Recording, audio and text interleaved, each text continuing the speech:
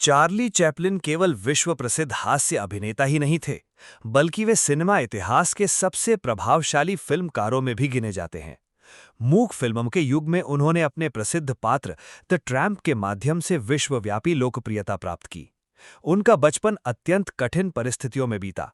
गरीबी, पारिवारिक अस्थिरता और माता-पिता के अलगाव ने उनके प्रारंभिक जीवन को गहराई से प्रभावित किया। इन संघर्षों का प्रभाव उनकी फिल्मों में भी दिखाई देता है, जहां हास्य के साथ-साथ सामाजिक संवेदनशीलता और मानवीय पीड़ा का चित्रण मिलता है। उनकी प्रमुख फिल्मों में modern times, city lights, the kid तथा द ग्रेट डिक्टेटर विशेष रूप से प्रसिद्ध हैं। उनका व्यक्तिगत जीवन भी उतना ही चर्चित रहा जितना उनका फिल्मी जीवन। चैपलिन के अनेक प्रेम संबंध और 4 विवाह रहे, जिनमें अधिकांश संबंधों में आयु अंतर काफी अधिक था। उनका पहला विवाह 1918 में 16 वर्षीय अभिनेत्री मिल्ड्रेड हैरिस से हुआ, जो शीघ्र ही असफल हो गया। इसके बाद उनका संबंध 16 वर्षीय लिटा ग्रे से बना, जिनसे उन्होंने गर्भावस्था के कारण विवाह किया। ये विवाह भी विवादों और सार्वजनिक आरोपों के बीच समाप्त हुआ। बाद में अभिनेत्री पॉलिट गोडार्ड के साथ उनका संबंध अपेक्षाकृत स्थिर माना गया और उन्होंने उनकी कई प्रसिद्ध फिल्मों में काम भी किया। अंततः 54 वर्ष की आयु में चैपलिन ने 18 वर्षीय ऊना ओनील से विवाह किया। यद्यपि इस विवाह में 36 वर्षों का आयु अंतर था, फिर भी यही उनका सबसे स्थायी और सफल संबंध सिद्ध हुआ। दोनों के 8 बच्चे हुए और ऊना ने उनके जीवन के अंतिम वर्षों तक उनका साथ निभाया। चैपलिन का जीवन केवल कला और प्रसिद्धि तक सीमित नहीं था, वे राजनीतिक विवादों से भी घिरे रहे। 1950 के दशक में अमेरिका में उन पर साम्यवादी झुकाव यानी कम्युनिस्ट सिंपथीज के आरोप लगे, जिसके कारण उन्हें भारी आलोचना का सामना करना पड़ा। 1952 में अमेरिका से बाहर यात्रा के दौरान उनकी पुनः प्रवेश अनुमति रद्द कर दी गई, जिसके बाद वे स्थायी रूप से स्विट्जरलैंड में बस गए। वहां उन्होंने अपने जीवन के अंतिम वर्ष शांतिपूर्वक बिताए।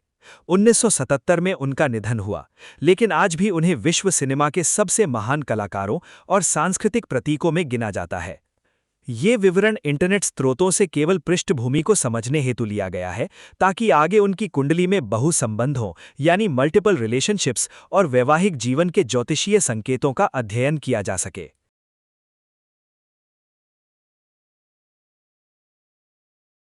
Birth details: April 16, 1889. Time: 8 p.m.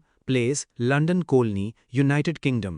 Charlie Chaplin की जन्म कुंडली में संबंधों और वैवाहिक जीवन से जुड़े कुछ ऐसे योग दिखाई देते हैं जो उनके जीवन में अनेक रिश्तों, भावनात्मक अस्थिरता तथा वैवाहिक संघर्षों की संभावना को दर्शाते हैं। सबसे पहले ध्यान आकर्षित करने वाला योग है सप्तम भाव में शुक्र और मंगल की युति।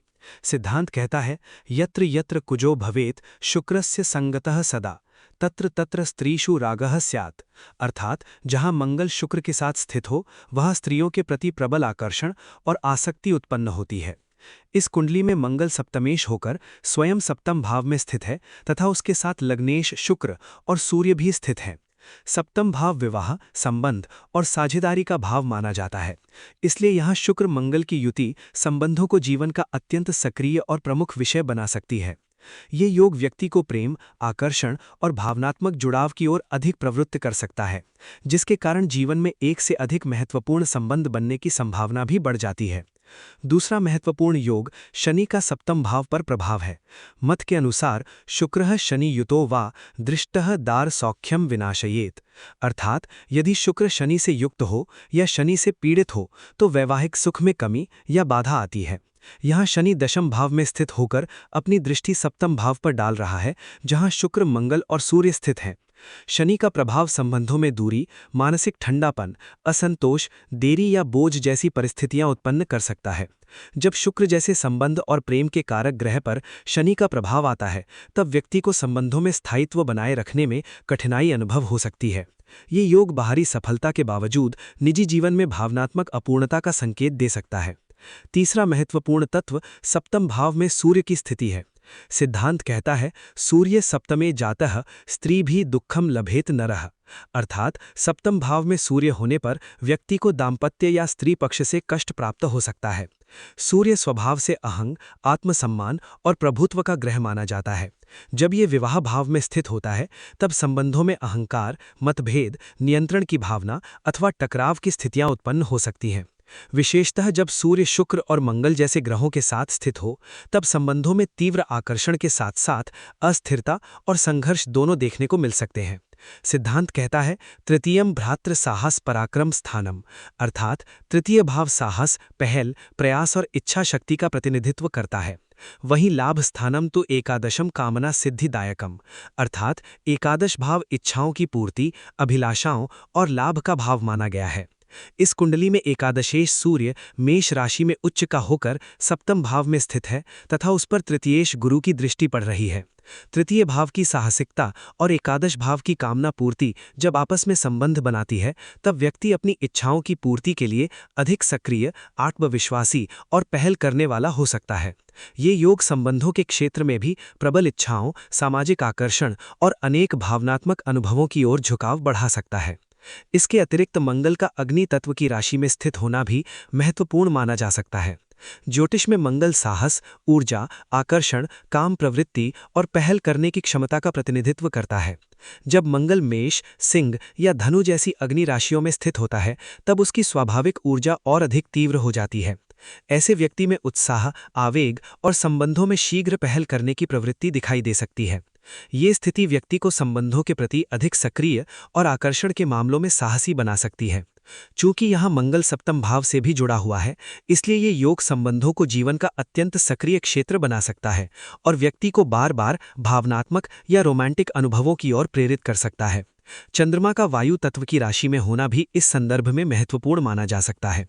वायु राशियां मिथुन, तुला और कुंभ मन को जिज्ञासु, संवाद प्रिय और नए अनुभवों की ओर आकर्षित करने वाली मानी जाती हैं।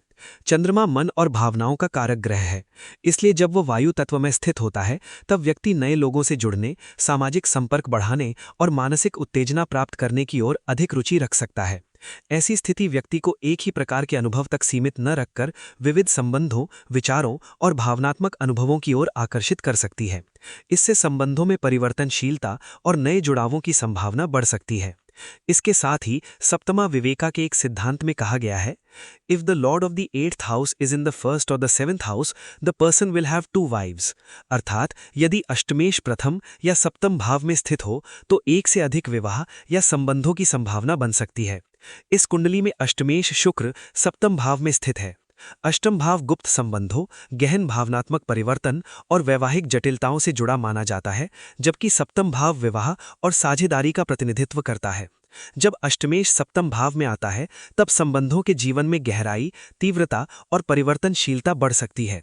ये योग कभी-कभी वैवाहिक जीवन में उतार चढ़ाव, एक से अधिक महत्वपूर्ण संबंधों अथवा पुनः संबंध स्थापित होने की संभावनाओं की ओर संकेत करता है। ज्योतिषीय दृष्टि से 11वें भाव के स्वामी का 7वें भाव के स्वामी के साथ 7वें भाव में स्थित होना तथा उस पर तीसरे भाव के स्वामी की दृष्टि पड़ना कई बार एक से अधिक संबंधों या मल्टीपल रिलेशनशिप्स की प्रवृत्ति को दर्शाने वाला योग माना जाता है। विशेषतः तब जब कुंडली में काम त्रिकोण 3, 7, 11 अत्यधिक सक्रिय हो। 7वां भाव विवाह और संबंधों का, 11वां भाव इच्छा पूर्ति, सामाजिक संपर्क और मल्टीपल एसोसिएशंस का, जबकि तीसरा भाव इच्छा, साहस, कम्युनिकेशन और कामनाओं की अभिव्यक्ति का प्रतिनिधित्व करता है। इन सभी योगों को समग्र रूप से देखने पर यह संभावना दिखाई देती है कि चार्ली चैपलिन के जीवन में संबंध, आकर्षण और वैवाहिक अनुभव अत्यंत महत्वपूर्ण और बहुआयामी रहे हों। प्रबल इच्छा शक्ति, आकर्षण, सामाजिक जुड़ाव, भावनात्मक विविधता और संबंधों में परिवर्तनशीलता जैसे संकेत इन ग्रह स्थितियों के माध्यम से समझे जा सकते हैं।